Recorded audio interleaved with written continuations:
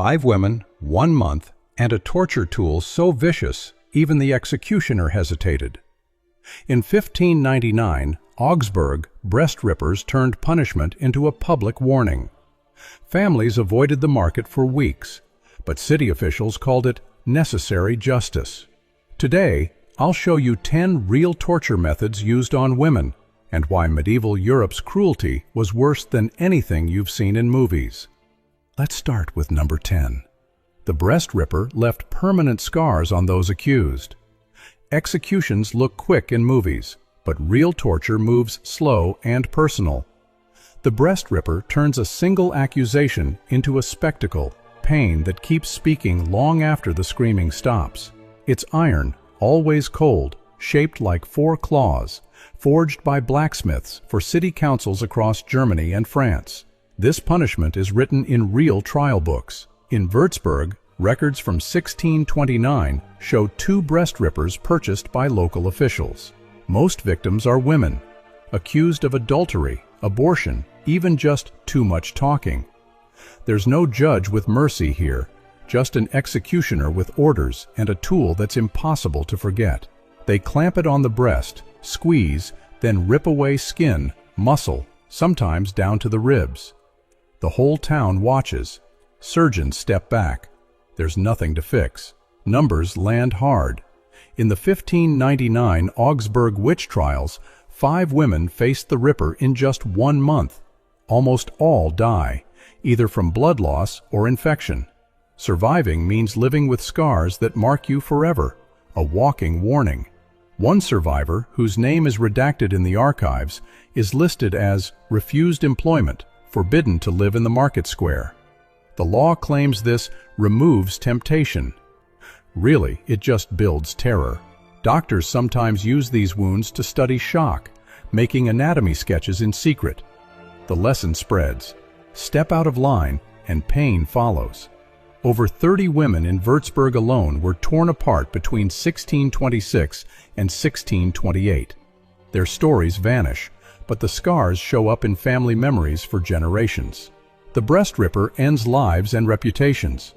But if you think torture ends at the skin, wait until hooks start turning people into public warnings, pain that hangs in the air long after the crowd goes home. Here comes number 9. Fishhooks were used to pierce and suspend human flesh. Torture doesn't always mean blood on the ground. Sometimes it means turning a market square into a human meat rack. Fishhooks sound harmless until you see them hanging from muscle and skin. Court records from Warsaw, 1754. 10 women are punished with fishhooks in 1 day. Their crime? Gossip and theft. Guards force iron hooks through their arms, sides, or even cheeks. Then they're hung up in public, sometimes for hours, sometimes until the crowd gets bored or the victim passes out. It's not rare. Russian documents from the 18th century show this method was used dozens of times each year. The message is blunt. Suffer where everyone can see. Medical reports, scribbled on the backs of court files, describe nerve damage, arms left useless forever, infections that kill days later. One record reads, hand shriveled, voice gone, survivor kept indoors for life. Sometimes the crowd throws rotten food. Sometimes people just stare. One survivor, interviewed by a priest in 1785, said, "The pain never left, even when the hooks came out." Hooks go from river tools to symbols of control, warning everyone that the next mistake could make them the show. The fear travels fast. People change their routes to avoid the square for weeks. As new rulers arrive, they bring new tortures, but hooks always stay in the background, ready to come out when order feels weak. Next up, pain gets even more mechanical, crushing life out of the body, inch by inch, in ways that make hooks look merciful. Let's move to number 8. The crocodile tube slowly crushed victims trapped inside. Imagine a metal tube, shaped like a coffin, lined with spikes and screws. The crocodile tube doesn't kill quickly. It kills by pressure, one crank at a time. Russian and Eastern European prison logs from the late 1700s mention this device by name. Traitors, rebels, or anyone accused of plotting end up inside. Limbs are pinned, the lid closes, and then executioners start turning the screws. Numbers are ugly. In 1751, Moscow's police logs show 12 people crushed in the tube in 1 month, men and women both. Victims last anywhere from a few minutes to almost an hour, depending on how tight the guards want to play it. Doctors were allowed to watch and report crushed ribs, burst blood vessels, even eyes forced from their sockets. Survivors are almost unheard of. One man, pulled out half dead in 1767, spent the rest of his life in a monastery, never speaking to anyone. This method travels by rumor and trade, showing up in Poland, Hungary, and sometimes even in Ottoman war prisons. Each time, the device changes slightly, but the fear stays the same. The lesson: the state doesn't just want to kill. It wants you to know exactly what bones break and how slowly. The tube becomes a legend, so terrifying that sometimes just showing it makes people confess. Now the pain moves from slow to sudden. One blow, no second chance. A device built to end stories instantly. If you're enjoying this story, give us a hype for this video right now. Hit that subscribe button and drop a like so this series reaches every explorer out there. The next twist in this story is seconds away, and trust me, you'll want to be here when it drops. Next one is number 7. The head-down smasher ended resistance with a single strike. Some punishments drag out fear. Others make death a spectacle you can't look away from. The head-down smasher, called the mazzatello in 18th century Italy, was designed for one thing: public, brutal finality. It's a massive mallet, sometimes with an iron core. The condemned kneels, head down. The executioner swings, smashing skulls in front of crowds.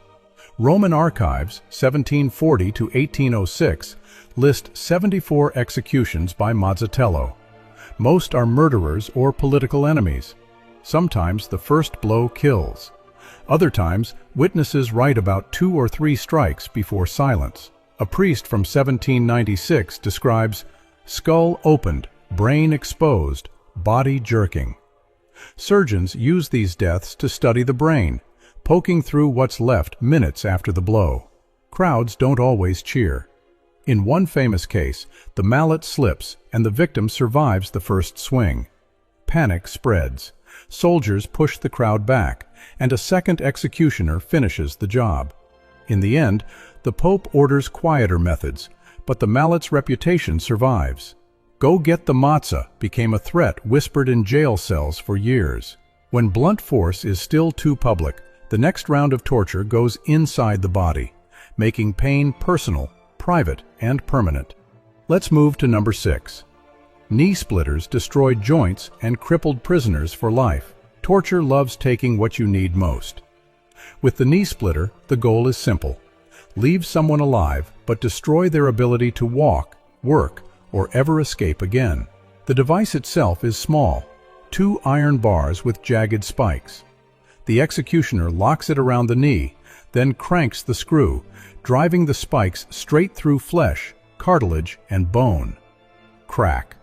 Snap. You're never the same. Spanish Inquisition records from the 1600s show hundreds of cases. In Languedoc, France, 1630 to 1660, local court logs estimated at least 200 splitter sentences, mostly for heresy, theft, or insulting authority. Victims range from outspoken women to rival merchants. Some endure the device multiple times, each session wrecking another joint. Medical notes are chilling. Kneecaps in fragments, joints rendered useless, patients carried out in pieces. In Venice, one chronicler describes the screams echoing through stone corridors, lasting long after the sentence ends. After torture, survivors can't run, climb, or even beg at the church steps. Many end up as outcasts, marked forever by twisted, ruined legs. That's the point.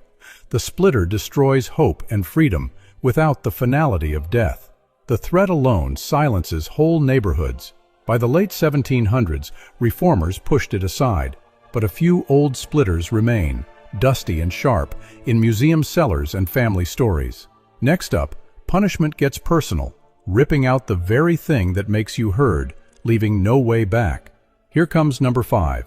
The tongue terror removed speech from those deemed dangerous.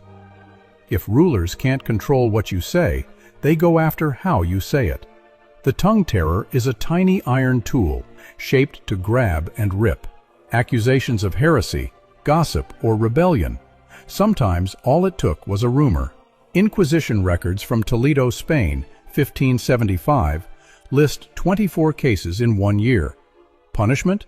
Clamp the tool on the tongue, wrench it out, leave the victim choking in blood.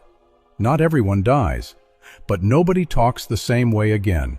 Surgeons write early medical papers on how to stop the bleeding, but for most, infection or shock finishes the job. Court files mention a poet in Florence who survived, but lived mute, never writing another verse. Street legends say you could always spot a tongue terror's victim by their mumbling or silence. People learn fast. Sometimes silence is safer.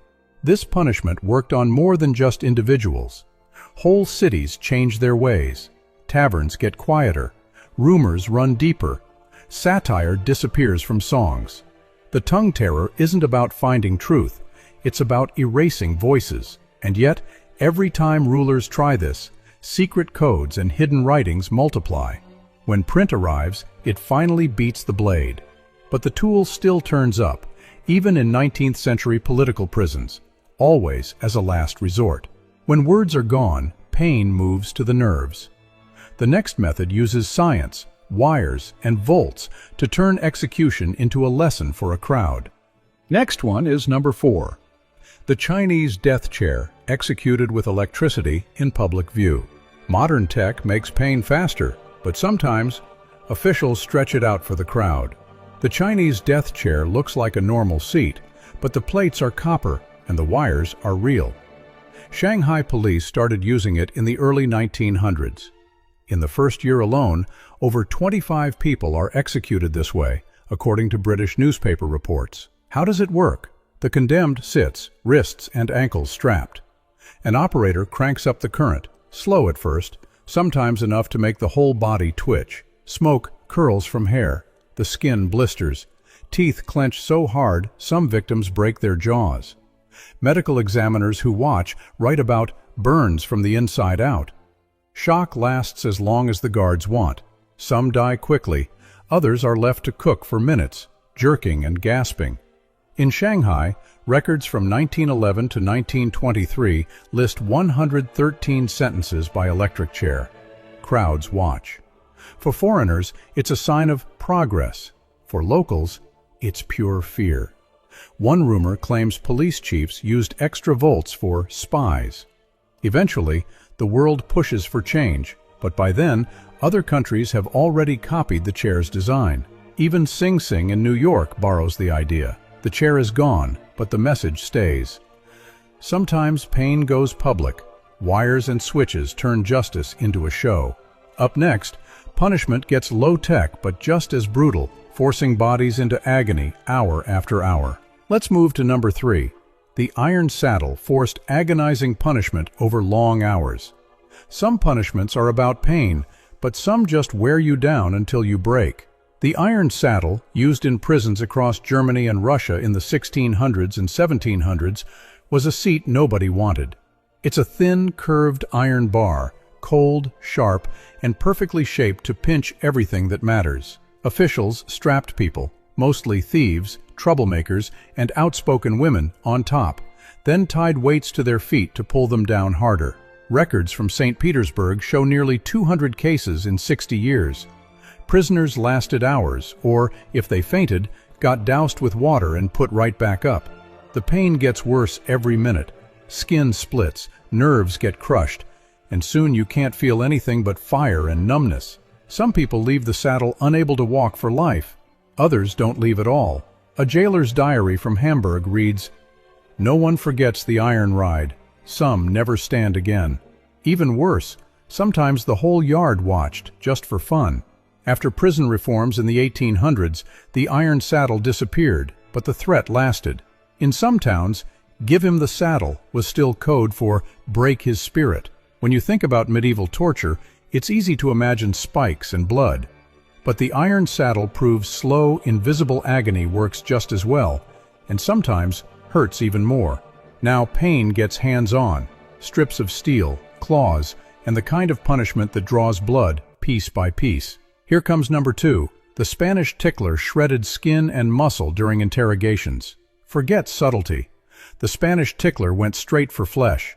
This tool, sometimes called the cat's claw, had 4 sharp, curved steel hooks on a handle. Executioners heated it red hot or left it cold. Either way, it tore skin off muscle, pulling until blood ran down the victim's body. It shows up in Spanish, French, and even Polish torture records, mostly between the 1500s and 1700s. Stats are brutal. Granada's Inquisition court logs record 41 ticklings in a single year, often leading to infection, fever, or limbs so shredded amputation was the only way out. Most victims survived, but that was the point. You walk around as proof of the regime's power. The crowd watched, then spread the story for weeks. Surgeons tried bandages soaked in wine or honey, but nothing stopped the scars. In some cases, the tickler became a family curse. Survivors blacklisted from marriage, work, and even church. The device also traveled with soldiers, used on captured enemies or suspected rebels. In one French town, police still seized homemade ticklers as late as 1913. Old tools sometimes turn up in attic trunks, blackened by time but still sharp. It's proof. Pain can travel generations, and fear can linger even after the wounds heal. From claws and hooks, torture moves to silence. Pain that comes from running out of breath, with everyone watching and no way out. And the last is number 1. The glass coffin suffocated victims while crowds watched in silence. No sharp edges here, just a clear box, no air, and nowhere to hide. The glass coffin is part execution, part public theater. It shows up in the records of Bohemia and Austria in the 1600s and 1700s. A noble, merchant, or problem woman accused of betrayal or theft might wake up inside a crystal-clear sarcophagus, locked shut. Sometimes the crowd gathered to watch. Other times, the coffin sat out in the square as a warning. Official records from Prague mention at least 29 cases between 1640 and 1689.